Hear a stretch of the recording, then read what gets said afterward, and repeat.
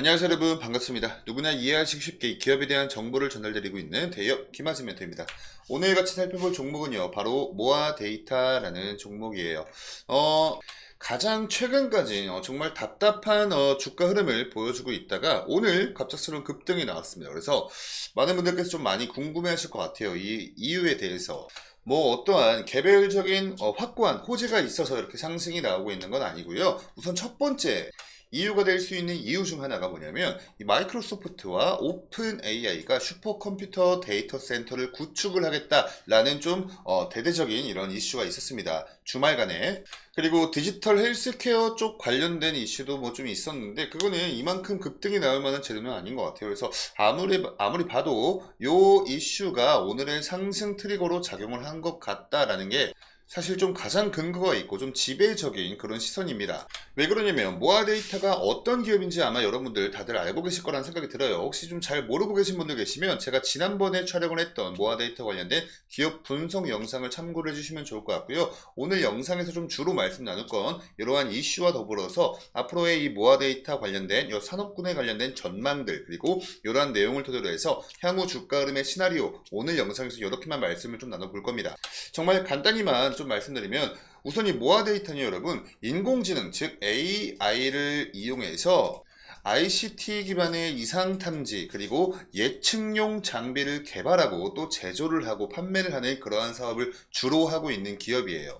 조금 더 자세하게 조금 더 부연 설명 좀 드리면요, 이 AI 기반의 ICT 사업을 하고 있는데, 쉽게 말씀드리면 이 ICT가 여러분 정보통신 기술이다 라고 생각하시면 됩니다.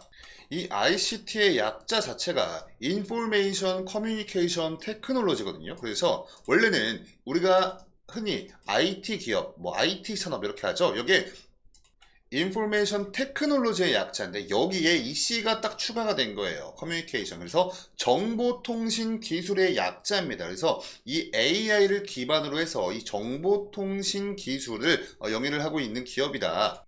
이 ICT 관련된 시스템 이상을 탐지하거나 아니면 예측하거나 뭐 이런 것들을 하고 있습니다. 이게 우리 사람들은 아프면 병원에 가죠. 우리가 자발적으로 가능합니다. 근데 기계는 아프면 아프다고 말을 못해요. 그렇기 때문에 이런 이 AI를 기반으로 해서 예측을 하고 이상을 탐지하고 하는 그런 산업을 하고 있는데, 이게 가장 필요한 산업군 중 하나가 바로 데이터 센터죠.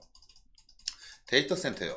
너무나 방대한 양의 데이터가 모여져 있는 공간이기 때문에 아픈 애들이 종종 한 명씩 끼어 있을 수 있거든요. 근데 이게 아픈 애가 생긴 다음에 처리를 하면 올스톱입니다. 멈추게 되니까 이 엄청난 양의 데이터 중에서 누가 아플지를 이 AI한테 시켜서 미리 예측하고 이상을 탐지하고 뭐 이런 관련된 서비스 솔루션을 제공을 하고, 그러면서 매출을 발생시키다, 이런 기업이다라고 좀 보시면 됩니다. 최대한 쉽게 설명을 드리기 위해서 되게 좀 노력을 해봤는데, 혹시 아직까지 잘 이해가 안 가신 분들은 제가 이전 모아데이터 기업 분석 영상을 촬영하신 걸 좀 참고를 해주시면 감사하겠고요. 그래서 이 이슈와 더불어서 산업군에 대한 전망, 그리고 앞으로의 향후 주가 흐름의 시나리오, 오늘 영상에서 말씀 한번 나눠보겠습니다. 우선 주말 동안 올라왔던 이 마이크로소프트와 오픈 AI가 스타게이트라는 프로젝트를 실시를 한다라는 이슈에 대해서 이 관련된 기사까지 다 너무 살펴보면 시간 관계상 너무 길어지니까 제가 좀 간략히 요약해서 말씀드릴게요. 자, 보시면요, 이 마이크로소프트와 오픈 AI가 2028년도까지 약 1,000억 달러가 한화로 환산하면은 134조 7,500억 원 규모의 투자를 진행한다라는 겁니다. 내용을 보시면 AI 슈퍼컴퓨터 및 전용 데이터 센터를 구축한다라는 게 주된 사업의 내용이에요. 여러분, 이 오픈 AI 다들 알고 계시죠? 챗 GPT로 유명한 회사입니다. 챗 GPT를 개발한 회사예요. 그리고 이 오픈 AI에 투자를 한 게 마이크로소프트이다. 그래서 얘네 둘이 식구이다, 이렇게 좀 보시면 되는데, 얘네의 경쟁사들 지금 뭐 하고 있나 보니까, 아마존은 15년 동안 데이터 센터에 약 200조 원의 투자를 예정을 하고 있고, AI 스타트업인 이 엔트로픽이라는 회사에 이미 5조가 넘는 금액을 투자를 했습니다. 이 엔트로픽 하면 하면 굉장히 유명한 게 있죠. 지금 이 오픈 AI에서 개발한 생성형 AI인 챗 GPT의 대항마로 지금 엄청나게 명성을 떨치고 있는 클로드라는 생성형 AI를 개발한 회사입니다. 그래서 지금 거의 이 전 세계적인 생성형 AI 시장이 챗 GPT 대 클로드 이렇게 지금 이 구도로 가고 있거든요. 지금 현재 양강 구도입니다. 그래서 지금 이 사용자들의 리뷰를 한번 좀 보시면 아시겠지만 챗 GPT가 더 낫니 클로드가 더 낫니 이렇게 해서 사람들마다도 의견이 좀 다양해요. 근데 지금 가장 최근까지 업데이트가 된 모델은 이 클로드 3라는 모델이거든요. 근데 지금까지 챗 GPT는 아직 4예요. 4.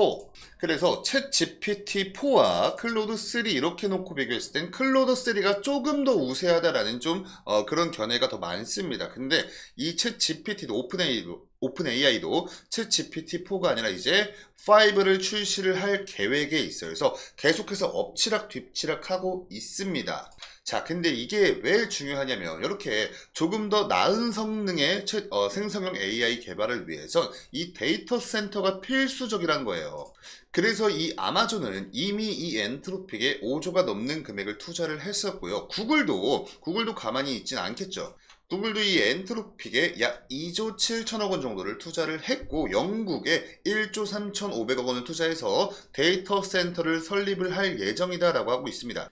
그러니까 제가 좀 정리를 해서 말씀드리면 결국엔 이 챗 GPT와 클로드 같은 생성형 AI의 성능을 높이기 위해서 필요한 게 데이터 센터입니다. 왜냐하면 이 생성형 AI가 학습을 하잖아요, 여러분. 학습. 근데 일반적인 정보가 아니라 정말 엄청나게 많은 양의 정보를 필요로 하거든요. 근데 그 많은 양의 정보를 우리 이 일반 컴퓨터의 하드디스크에 저장할 수는 없으니까 엄청나게 많은 용량을 가지고 있는 이 데이터 센터가 필요한 거예요. 근데 이 데이터 센터, 즉 이와는 빅데이터, 엄청나게 규모가 큰 빅데이터들이 막 담길 거 아닙니까? 근데 이러한 많은 양의 데이터 중에서 어떠한 하나의 데이터가 오류를 발생시키면 이 굉장히 많은 양의 데이터 자체가 오류로 아예 무용지물이 될 수 있기 때문에 이러한 어떠한 이상을 탐지할 수 있는 이러한 어떠한 소프트웨어나 기술이 필요하다라는 거죠.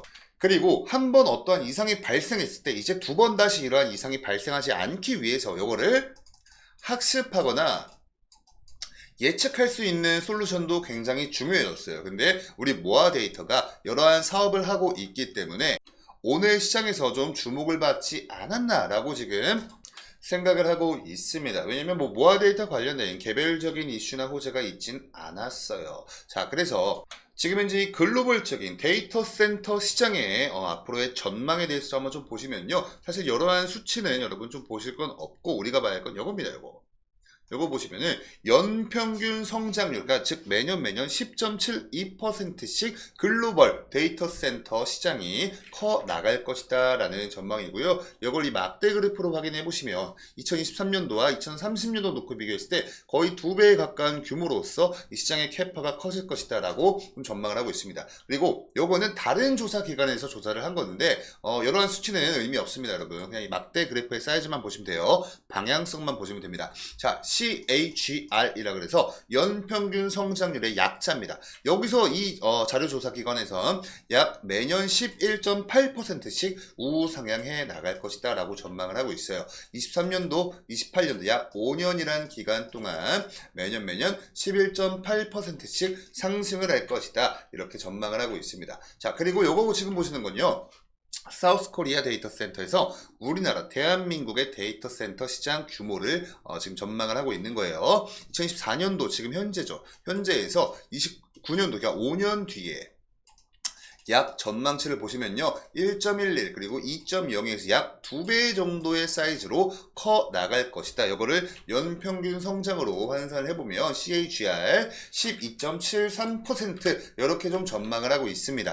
그러니까 거의 대부분 거의 모든 시장 조사기관에서 조사를 하고 있고 전망을 하고 있는 이 전망 수치가 다 대부분 두 자릿수 이상이에요. 그러니까 엄청나게 고성장할 그러한 산업군이다라는 건데, 이렇게 고성장하고 있는, 전망을 하고 있는 이 데이터 센터 시장에 꼭 필요한 게 우리 모아 데이터가 가지고 있는 어떠한 기술력이다, 이런 솔루션이다, 이렇게 보시면 되고요. 우리 모아 데이터의 연평균 성장률이 12.73% 요거는 아니지만 이렇게 고성장하는 산업군이 필요로 하고 있는, 즉 니즈를 충족시킬 수 있는 어떠한 제품과 솔루션을 우리 모아데이터가 그러한 기술력을 가지고 있기 때문에 우리가 어느 정도의 낙수 효과는 계속해서 기대를 해볼 수가 있다라는 말씀입니다. 자, 다음으로 보실 건요. 이 모아 데이터가 지금 현재 가지고 있는 모아 데이터의 기술이에요. 매출의 비중입니다. AI 이상 탐지, 제가 아까 말씀드렸던 그거죠. 자, 페타온 포캐스터라는 제품이 있습니다. 요거를 좀 뭐랄까 필두로 해서 전방산업 필두로 해가지고 매출 비중 보시면요, AI 이상 탐지 쪽이 92% 정도 차지를 하고 있고요. 이 AI 이상 탐지가 이 기계로만 작동을 하는 게 아니라, 기계적 영역에서만 작용을 하는 게 아니라 우리 몸, 인체, 디지털 헬스케어 쪽에서도 건강 데이터 분석 서비스를 하고 있어요. 그래서 전체 매출에서 약 8% 정도를 차지를 하고 있습니다.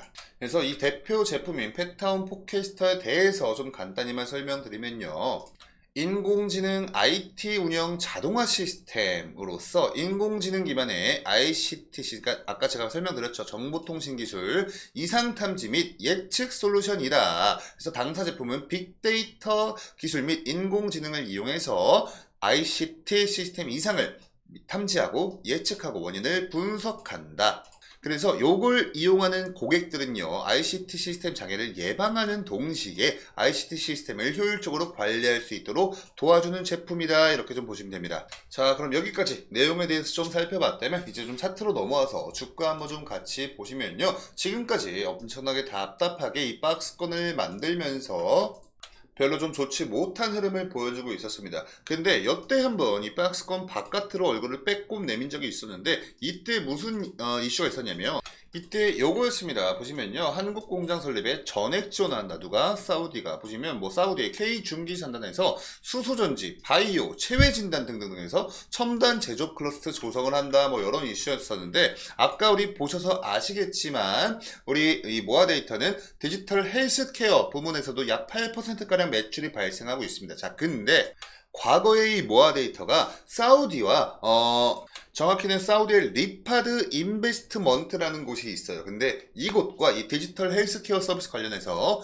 MOU를 체결한 적이 있습니다. 근데 요게 좀 부각이 되면서 이때 엄청난 상승이 있었다. 하루는 또 상한가 갔었죠. 자, 근데 이게 재료가 소멸이 됐어요. 즉 모아 데이터와는 직접적인 관련은 없는 그러한 이슈였기 때문에 재료 소멸로 인해서 상승분 다 반납하고 다시 박스권으로 들어와 주는 모습이었죠.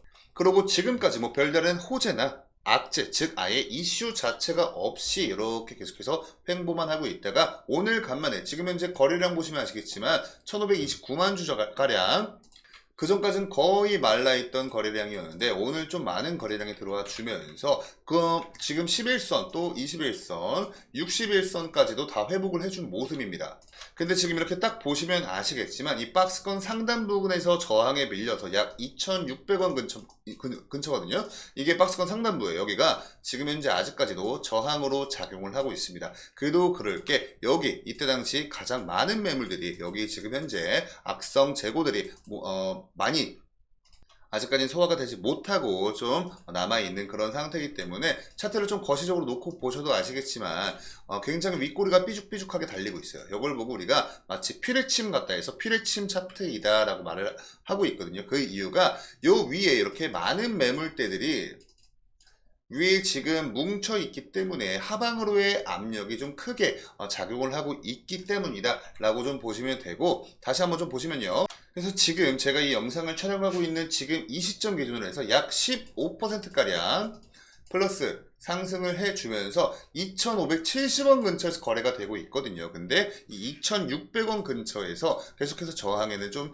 밀리고 있다, 이렇게 좀 보시면 좋을 것 같고, 아마 뭐 내일이나 모레 해가지고 추가적인 상승이 계속해서 이 모멘텀이 지속이 되면 너무나 좋겠지만 좀 조정이 나온다 한들 그래도 이 박스권 하단 부근인 약 2250원에서 2300원 근처 여기까지 이탈을 해줄 가능성은 그렇게 크지 않아 보입니다. 그러니까 직접적으로 뭐 개별적인 호재는 아니지만 그래도 글로벌 빅테크 기업에서 이 데이터 센터 쪽에 100조가 넘는 금액을 투자한다는 건 상당히 재료가 좀 크다라고 우리가 좀 볼 수가 있거든요.